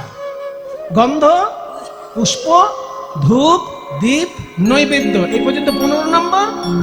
তারপরে হাত জোড় করে ক্ষমা চাওয়া, সেটাও একটা উপকরণ। যে আমি যা যা তোমাকে দিতে পারলাম দেবতা, হয়তো আমার ত্রুটি থেকে গেছে, তুমি কিছু মনে করো না, আমার মনের ভক্তি তুমি গ্রহণ করো। শেষে বন্দনা করতে হয়। এই 16টা হচ্ছে উপকরণ পুজো করতে গেলে। যদি কেউ জোগাড় করতে না পারে, তাহলে তার জন্য মিনিমাম 5টা থাকবে। সেই মিনিমাম 5টা হচ্ছে পঞ্চ উপকরণের, বলে না পঞ্চপ্রকার পুজো। এই পঞ্চ উপকরণের হলো গন্ধ, পুষ্প, ধূপ, দীপ, নৈবেদ্য। গন্ধ মানে অগুরু, চন্দন মিশ্রিত কর্পূর, অগুরু, চন্দন, কর্পূর মিশ্রিত একটি রূপ গন্ধ। পুষ্প, তারপর ফুল, ধূপ, দীপ মানে প্রদীপ, এবং নৈবেদ্য মানে প্রসাদ। এই 5টা জিনিস দেবতাকে দিতেই হবে মিনিমাম পুজো। আর মনে করুন আপনি ট্রেনে যাচ্ছেন 3 দিন ধরে, অথচ আপনার হঠাৎ ঠাকুরকে পুজো করার ইচ্ছা হলো, তখন এই 5টা জিনিস কোথায় পাবেন? তখন যদি 5টা না পাওয়া যায়, একটা ফুল জোগাড় করতে পারলেই পুজো হয়। কারণ ফুলের মধ্যে একসঙ্গে 3টে জিনিস পাওয়া যাচ্ছে। ফুলে গন্ধ আছে, ফুল নিজেই পুষ্প, আবার ফুলে মধু আছে, তখন সেটাই নৈবেদ্যের কাজ হবে। কিন্তু ট্রেনে আপনি যে 3 দিন ধরে যাবেন, সেখানে ফুলও তো পাবেন না। তখন শাস্ত্র নির্দেশ দিচ্ছে যে বাইরের কোনো উপকরণ যদি জোগাড় করতে না পারা যায়, তখন ভিতরের উপকরণ দিয়ে দেবতাকে পুজো করা, তাকে বলে মানসোপচারে পূজা। সেই ভিতরের উপকরণ কি? না চিত্তং প্রকল্পয়েত পুষ্পম প্রাণা ধূপম প্রকল্পয়েত। এগুলো সবার জেনে রাখা দরকার। যে মনে করুন আপনি ট্রেনে যাচ্ছেন, আপনার আরাধ্য দেবতাকে পুজো করার ইচ্ছে হলো, তখন ফুল পাবেন কোথায়? সেই জন্য তখন চিত্তটাই ফুল। তখন নিজের মনটাকে ফুল মনে করে আর দেবতার চরণ চিন্তা করে সেটা সমর্পণ করতে হবে। এটাই হলো মানসিক পুজো, বলে একে মানসোপচারে পূজা। তাহলে মনকে ফুল করে যখন দেবতাকে তুমি পুজো করবে, এই মন ফুল করতে গেলে মনের মধ্যে কি কি পোকামাকড় আছে সেগুলো জানা দরকার। তুমি একটা ফুল ভগবানকে দেবে, তাতে পোকা কিলবিল করছে, সে ফুল তো দিতে পারবে না। তাহলে মনটা যে তুমি ভগবানকে দেবে, মনের মধ্যে পোকা কি কি থাকে? আছে 5টি কাঁটা, 6টি পোকা। আছে 5টি কাঁটা, 6টি পোকা। 5টি কাঁটা গো, আছে 5টি কাঁটা, 6টি পোকা। 5টি কাঁটা, 6টি পোকা, 5টি কাঁটা গো। আছে 5টি কাঁটা, 6টি পোকা, 5টি কাঁটা গো। 5টি কাঁটা, 6টি পোকা, 5টি কাঁটা, 6টি পোকা। 5টি কাঁটা আর 6টি পোকা আছে মন ফুলের মধ্যে। মন ফুলেতে যায় গো দেখা, 5টি কাঁটা, 6টি পোকা। মন ফুলেতে যায় গো দেখা, 5টি কাঁটা, 6টি পোকা। এই মন রূপী ফুলের মধ্যে 5টি কাঁটা আছে, 6টি পোকা আছে। বাবা সাবধান। কিছু কিছু লোক ভাবছে কীর্তনিয়ার কাছে কীর্তন শুনে আমাদের লাভ হলো, প্রতিদিন ঠাকুরের জন্য একটু ফুল কিনতাম, এবার ফুলটা কেনা বন্ধ করে দেবো, ওই পয়সা ব্যাংকে জমি দেবো, কারণ মন ফুলে পুজো হয়ে যাবে। তো এই ধান্দাবাজি যদি কেউ করেছো বাবা, তাহলে কিন্তু অধঃপতনের শেষ। কারণ তোমার মনটা এখনো পরিষ্কার নয়, এই কথা শুনে বোঝা যাচ্ছে। মনটা যদি পরিষ্কার হতো, তাহলে এই পোকামাকড় গুলো মনের মধ্যে থাকতো না। মনের মধ্যে পোকা কয়টি? 6টি। কি কি? কাম, ক্রোধ, লোভ, মোহ, মদ, মাৎসর্য। এই কাম, ক্রোধ, লোভ, মোহ, মদ, মাৎসর্য পোকা যদি মনের মধ্যে কিলবিল করে, সেই মনটা ঠাকুরকে দেওয়া যাবে? আর 5টি কাঁটা হচ্ছে 5 রকমের অহংকার। জাতি, বিদ্যা, মহত্তঞ্চ, রূপ, যৌবনমেব চ যত্নেন পরিবর্জয়েৎ ভক্তিস্তু পঞ্চকণ্টকাঃ। শাস্ত্র বলছে ভক্তি জগতে 5টি কাঁটা, মন থেকে সরিয়ে দেবে। কি কি? 5 রকমের অহংকার। প্রথমে জাতির অহংকার, আমি ব্রাহ্মণ। এই অহংকার যদি নিয়ে তুমি পুজো করতে বসো, তাহলে কিন্তু তোমার প্রথমেই পুজো ঠাকুর গ্রহণ করলেন না। তুমি যদি ব্রাহ্মণ হও সেটা তোমার সৌভাগ্য, কিন্তু সেটা নিয়ে তুমি অহংকার করলেই তোমারও কিন্তু ঠিক ঠিক পুণ্য লাভ হবে না পুজো করে। তুমি যদি ব্রাহ্মণ হও ভালো কথা, তুমি বাবার কাছ থেকে সংস্কার পেয়েছো, তোমার বাবা ঠাকুর দাদার কাছ থেকে সংস্কার পেয়েছে, তিনি তার বাবার কাছ থেকে পূর্বপুরুষানুক্রমে তুমি সংস্কারটা পেয়েছো। কিন্তু তাই বলে তুমি যদি অহংকার করে পুজো করতে বসো, তাহলে কিন্তু প্রথমেই পুজোটা একদম ওই 1 ঘটি দুধে গোচনা পড়ে গেল। তাই জাতির অহংকার ত্যাগ করতে হবে পুজো করতে গেলে।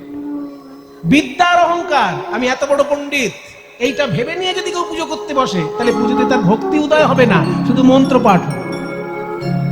তাই বিদ্যার অহংকার থাকা চলবে না। জাতিবিদ্যা, তারপর মহত্ব, আমি খুব বড় মানুষ, লোকে আমায় খুব মানে, এইটা যদি ভেবে তুমি পুজো করতে বসো, তাহলে তোমার ভক্তি উদয় হবে না। মহত্বের অহংকার ত্যাগ করতে হবে। জাতিবিদ্যা, মহত্ব। তারপর রূপ, আমি দেখতে খুব সুন্দর, আমি পুজোর সময় বসলে সবাই আমার দিকে তাকিয়ে থাকে, এই ভেবে যদি পুজো করতে বসো, তাহলে তোমার পুজো গ্রহণ করবে না। রূপের অহংকার। তারপর হচ্ছে যৌবনের অহংকার, আমি কি বুড়ো হাবড়াদের মতন উল্টো পাল্টা করবো, আমি যা করবো একদম ঠিকঠাক করবো। এই যে বুড়ো হাবড়া ভেবে তুমি নিজেকে যে বুড়োদের থেকে শ্রেষ্ঠ মনে করছো, এটা হচ্ছে যৌবনের অহংকার। এই 5 রকমের অহংকার ত্যাগ না করলে তোমার মন ফুল ঠাকুরের সেবায় লাগলো না। তাই 5টি কাঁটা 6টি পোকা, আছে 5টি কাঁটা 6টি পোকা, এই মন ফুলেতে যায় গো দেখা 5টি কাঁটা 6টি পোকা, এই মন ফুলেতে যায় গো দেখা 5টি কাঁটা 6টি পোকা। 5টি কাঁটা 6টি পোকা তোমার মন ফুলে, আর এই মন তুমি ঠাকুরকে দেবে কি করে? দিতে পারবে না। ওই জন্য কৃষ্ণ লীলা শোনার আগে গৌরাঙ্গ মহাপ্রভুর কথা শুনতে হয়। যদি কোনো ভক্ত হা গৌর প্রাণ গৌর বলে কাঁদতে পারে, তাহলে তার মন ফুল থেকে ওই 5টি কাঁটা 6টি পোকা সব দূর হয়ে যায়। হা গৌর প্রাণ গৌর বলে কাঁদতে পারলে মন ফুল থেকে কাঁটা পোকা দূর হয়ে যায়। আর সেই গৌরাঙ্গের সঙ্গে তুই ফুলের তুলনা করছিস, তাই শোন ফুল ও বাতিল। ওই যে বলছিলি সূর্য, সূর্য উদয় হয়ে যেমন সকলকে আলো দেয়, তেমনি গৌর সুন্দর জ্ঞানের আলো দেয়। কিন্তু সূর্য কি শুধু আলো দেয়? আলোর সঙ্গে তাপও দেয়, ভয়ঙ্কর তাপ সূর্যের। তাহলে সেই তাপ দেয় সূর্য, আর গৌর সুন্দরকে চিন্তা করলেই তাপ দূর হয়ে যায়। কি করে তুই সূর্যের সঙ্গে তুলনা করবি? প্রাত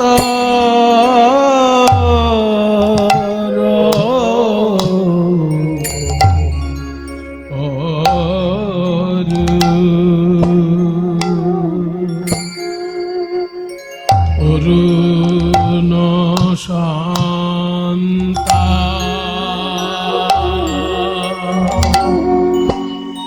তাপরে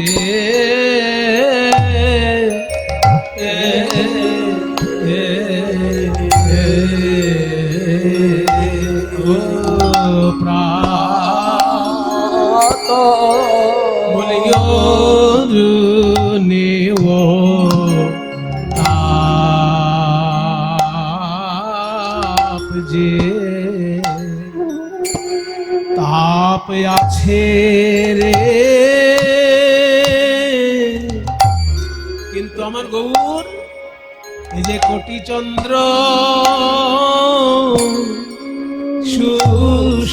সুশীতল বলিয়া আমার গোরার চরণ কমল কোটি চন্দ্র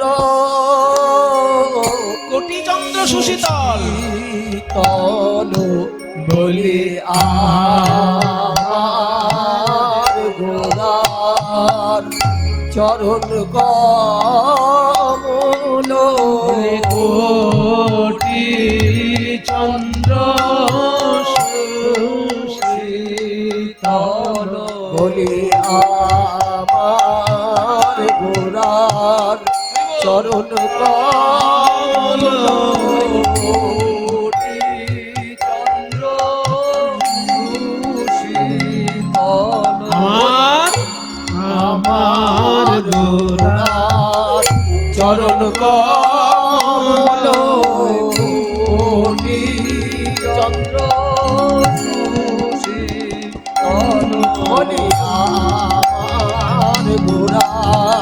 চরণ কমল কোটি চন্দ্র সুশীতল একবার শরণ নিলে প্রাণ হয় শীতল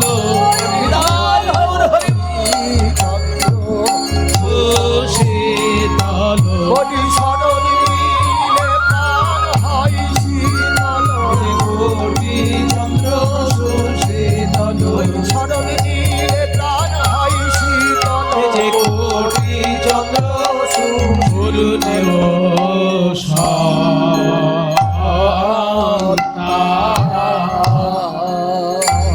তাপ আছে এই বলে প্রাতর অরুণ সন্তাপ। বিদ্যুতের সঙ্গে তুলনা হলো না, সোন ফুলের সঙ্গে তুলনা হলো না, সকালের সূর্যের সঙ্গেও তুলনা হলো না। আর কটা করবি তুলনা? সারাদিনকে এই তুলনা করবি নাকি বসে বসে? বলে না না, আমি তোর সময় নষ্ট করব না, আমি আর দুটো মাত্র তুলনা করব। যদি তুলনা না মেলে সারা জীবন আমি তোর কাছে মাথা নত করে থাকব। আমার চতুর্থ তুলনীয় বিষয় হলো, তুই একটু আগে বলে দিলি কোটি চন্দ্র সুশীতল। আমার গৌরাঙ্গের চরণ কেমন না, কোটি চন্দ্র সুশীতল। ওই চরণে শরণ নিলে আধি ভৌতিক আধি দৈবিক আধ্যাত্মিক সব তাপ দূর হয়ে যায়। ঠিক আছে, তাহলে চাঁদের সঙ্গে তুলনা করি। চাঁদ তো শীতল, আলো দেয় আবার শীতলও করে, তাহলে চাঁদের সঙ্গে তুলনা করি গৌরকে। যেই বলেছে চাঁদের সঙ্গে তুলনা করব, অমনি বিষ্ণু প্রিয়া দেবী বলে না রে সখী, হবে না হবে না হবে না। ওগো আমার গোরা রূপের গোরা রূপের গৌরাঙ্গ রূপে যাও বলি হারি সজনী রে গোরা রূপে আমার গোরা রূপের গৌরাঙ্গ রূপে যাও বলি হারি সজনী রে গোরা রূপের বলি হারি যাই রে গোরা রূপের রূপের বলি বলি হারি যাই রে বর্ণনা হয় না বলি হারি যাই রে বর্ণনা হয় না বলি হারি যাই রে বর্ণনা হয় না আমার গোরা রূপে বর্ণনা হয় না গোরা রূপে বর্ণনা হয় আমার গোরা রূপে বর্ণনা হয় আমার গোরা রূপে বর্ণনা হয় না গোরা রূপে বর্ণনা হয় না গোরা রূপে বর্ণনা হয় না গোরা রূপে বর্ণনা হয় না গোরা রূপে বর্ণনা হয় না গোরা রূপে বর্ণনা হয় না গোরা রূপে বর্ণনা হয় না গোরা রূপে বর্ণনা হয় না গোরা রূপে বর্ণনা হয় না গোরা রূপে বর্ণনা হয় না বলি হারি যাই রে গোরা রূপে গোরা রূপের গৌরাঙ্গ রূপে যাও বলি হারি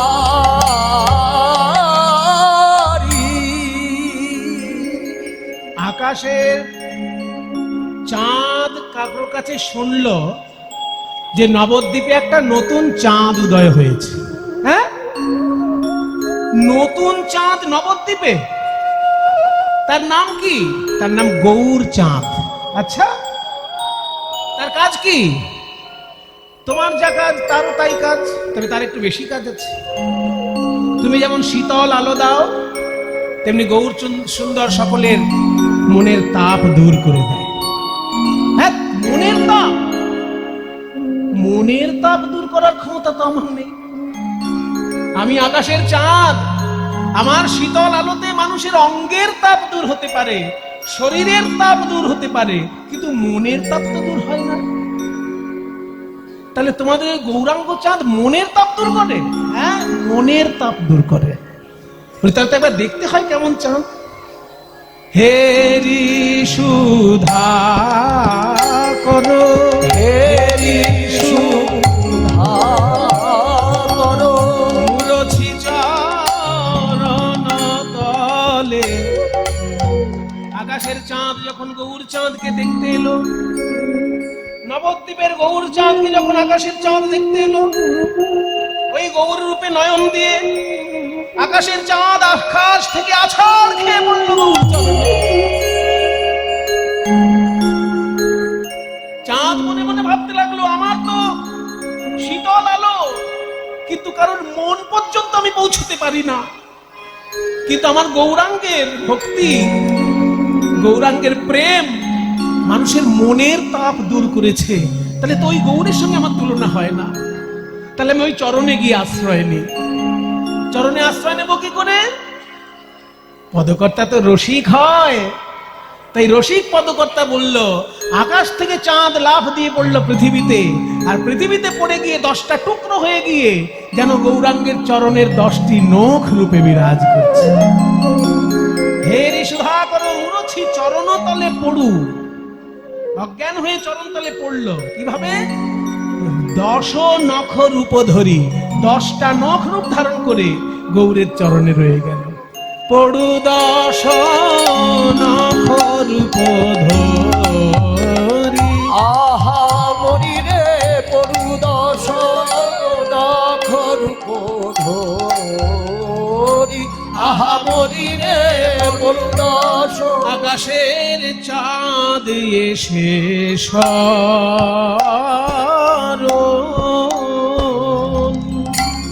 চরণে শরণ নিল রে। পড়ু 10 চাঁদ এসে শরণ। ওগো আমায় চরণ ছাড়া করো না বলে, চাঁদ এসে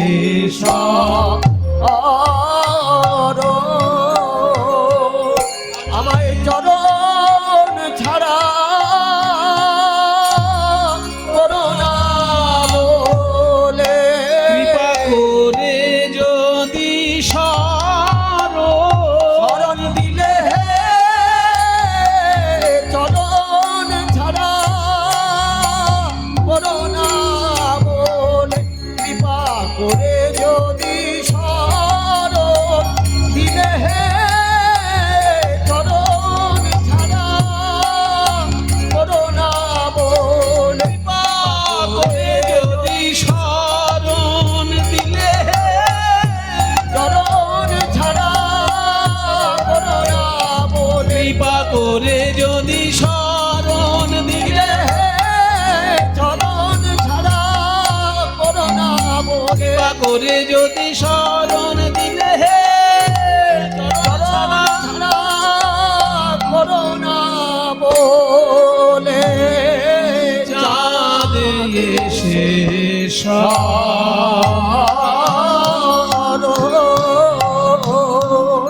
শরণ নিল রে।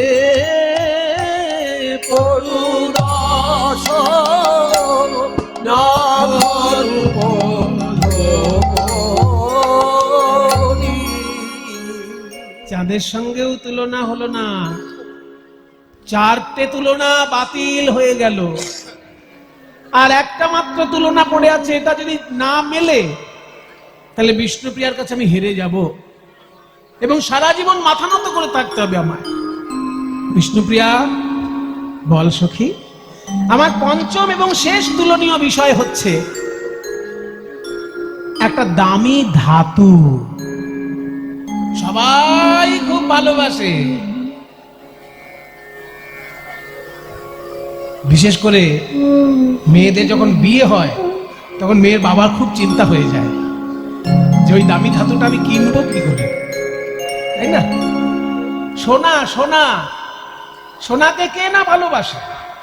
তাহলে সোনার সঙ্গে গৌকে তুলনা করে দিই। হ্যাঁ, উনি আবার বলছেন এখন 80,000 ছুঁই ছুঁই সোনা, তাহলে 10 গ্রামে 80,000-এর কাছাকাছি পৌঁছে গেছে। তাহলে সোনার সঙ্গে তুলনা করা যায়, কারণ গৌরসুন্দরকে দেখতে যেমন সোনার মতো উজ্জ্বল, তারপরে সোনার লোকে অলংকার করে, গৌরাঙ্গকেও লোকে অলংকার করে, ভক্ত যারা তারা গৌরকে অলংকার করে ধারণ করে। তাহলে সোনার সঙ্গে তুলনা করি। যেই না সোনার সঙ্গে তুলনা করবে বলেছে, অমনি সোনার সঙ্গে তুলনা করা যায় না বলে বিষ্ণুপ্রিয়া বলে, ওগো সখী সুবরণ বরণ সুবরণ বরণ হেরি নিজ সুবরণ সুবরণ বরণ হেরি নিজ কুবরণ। সোনা, সোনা একবার গৌরাঙ্গ মহাপ্রভুর দিকে দেখে আর একবার নিজের দিকে দেখে। লোকে বলে আমার সঙ্গে নাকি গৌরাঙ্গের তুলনা হয়।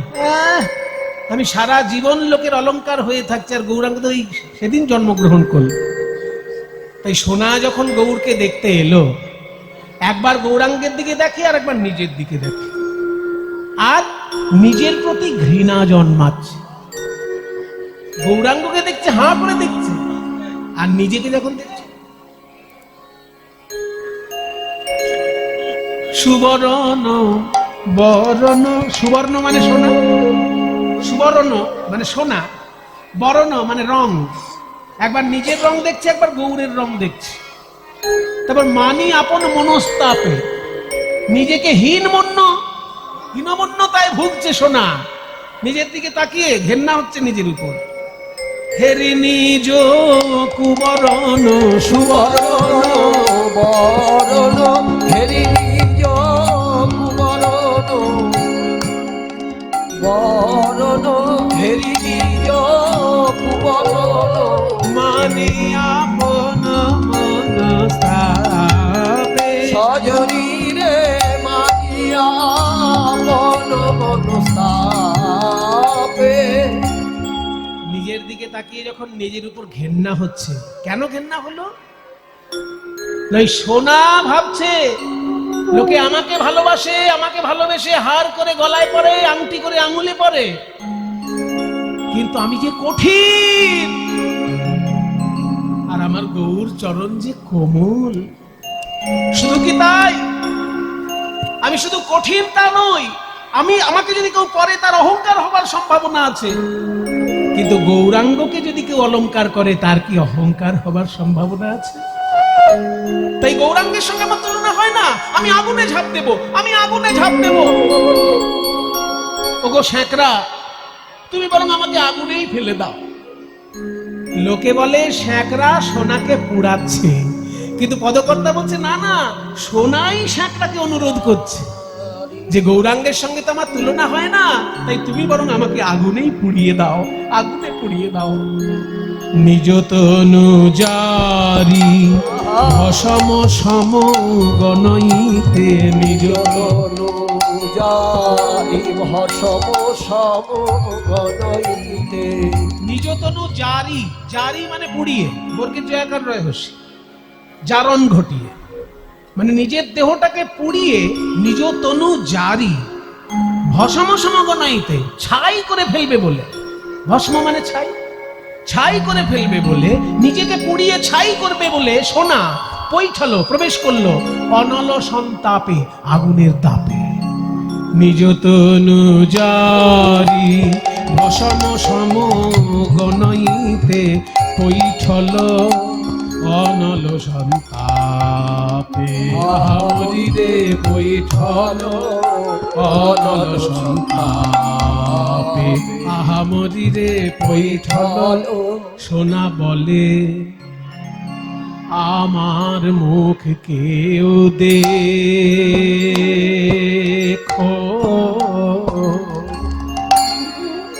আমার মুখ কেউ দেখো না গো,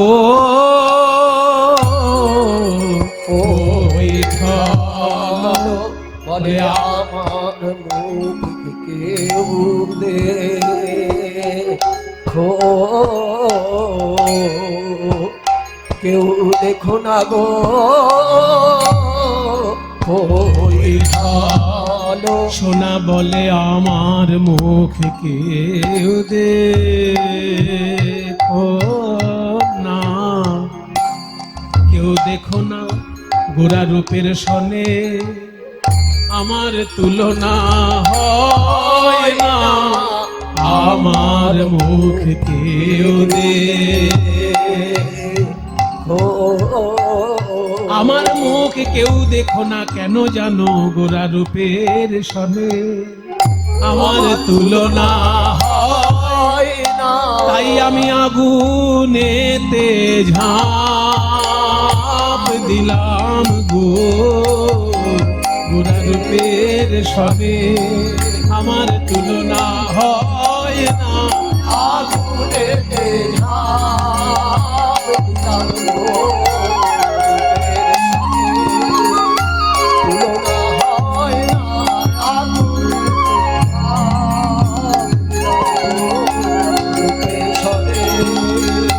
তুলনা হয় না, আগুনেতে ঝাঁপ দিলাম গো, তুলনা হয় না। আগুনেতে ঝাঁপ দিলাম গো, রূপের সনে আমার তুলনা হয় না, তাই আমার মুখ কেউ দেখো, কেউ দেখো না গো পৈঠালো অনল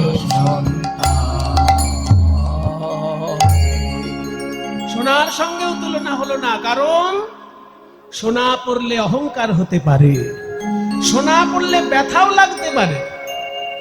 এই যে আংটিগুলোর মাথা যদি খোঁচা বেরিয়ে থাকে তো কারোর গায়ে লেগে যেতে পারে না, লাগে না? কানের দুল যে মায়েরা পরে, বেশি ভারী কানের দুল হলে কান কেটে যায় না? বেশি ভারী কানের দুল যদি কারোর পরা অভ্যাস থাকে দেখবেন কান কেটে যায়, কিন্তু গৌরাঙ্গকে হৃদয়ে ধারণ করলে কারোর কি হৃদয় কেটে যায়? বরং সংসারের ঘাত প্রতিঘাতে যদি হৃদয়টা ভেঙে চুরে চৌচির হয়ে থাকে, ওই গৌরাঙ্গকে স্মরণ করলে তার ভাঙা হৃদয় জুড়ে যায়। আর আরেকটা কথা, সোনার গয়না পরে রাস্তাঘাটে ঘাটে হাঁটলে অনেক সময় ভয় লাগে কেউ কেড়ে নেবে না তো, চুরি ছিনতাই হবে না তো, কিন্তু গৌরাঙ্গকে যারা হৃদয়ে ধারণ করে ঘোরে তারা বুক ফুলিয়ে রাস্তায় হাঁটে আর বলে কি জানো, আমি গৌর রতন করে যতন রাখবো হিয়ার মাঝে, গৌর ভূষণ করব ধারণ আমার যেখানে যেমন সাজে, গৌর রতন করে যত রাখবো হিয়ার মাঝে, গৌর ভূষণ করব ধারণ যেখানে যেমন সাজে। গৌর বরণ ফুলের ঝাপায় লোটন বাঁধবো চুলে, সজনী রে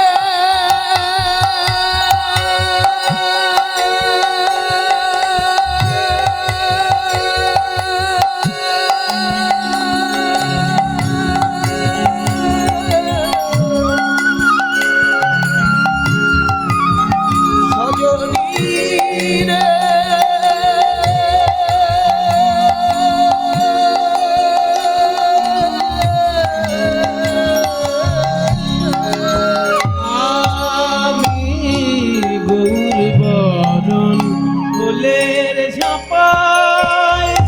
আমি লোটন বাঁধবো চুলে, আর গৌর বলে গরব করে একদিন পথে যাব চলে।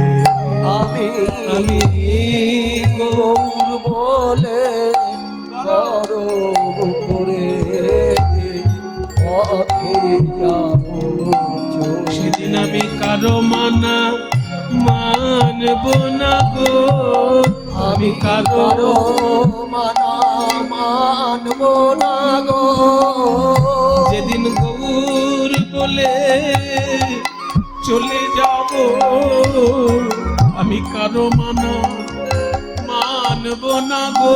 যেদিন গৌর বলে চলে যাব, সেদিন কারো মানা মানব না গো।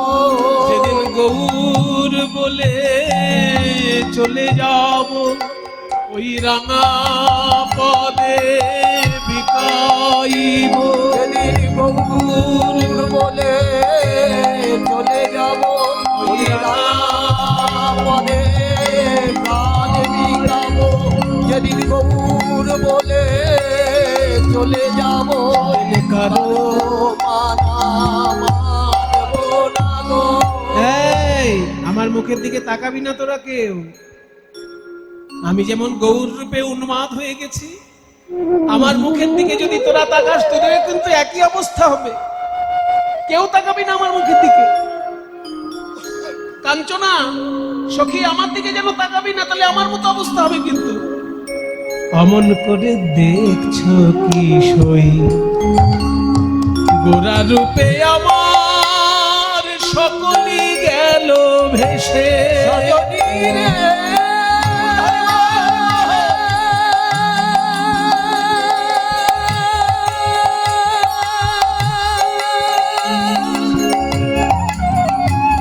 সজনী রে,